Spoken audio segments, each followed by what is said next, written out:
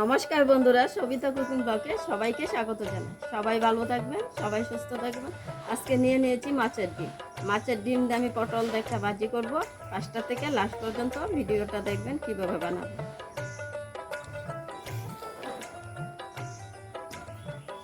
মাছের ডিমটা সিদ্ধ করার জন্য দিয়ে দেবো জল।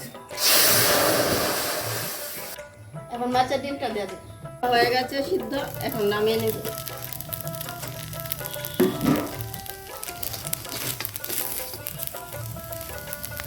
রান্নাটা করবো আমি সাদা তেল।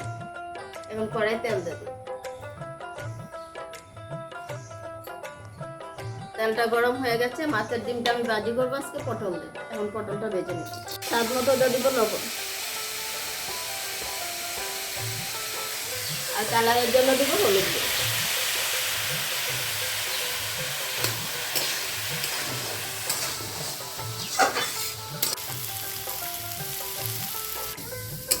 পটলটা ভাজা হয়ে গেছে, এখন উঠাই নেব।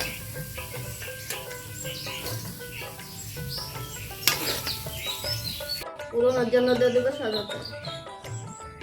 তেলটা গরম হয়ে গেছে, এখন দিয়ে দিব একটা শুকনো, দিয়ে দিব কালো জিরা।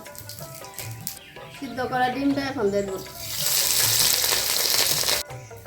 মাছের ডিমে দিয়ে দিব স্বাদ মতো লবণ, কালারের জন্য দিয়ে দিব হলুদ। ভেজে রাখা পটলটা এখন দিয়ে দিব।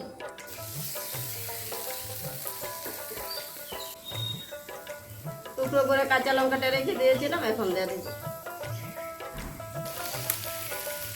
পটল দিয়ে মাছের ডিমের ভাজিটা হয়ে গেছে, এখন নামিয়ে নিব।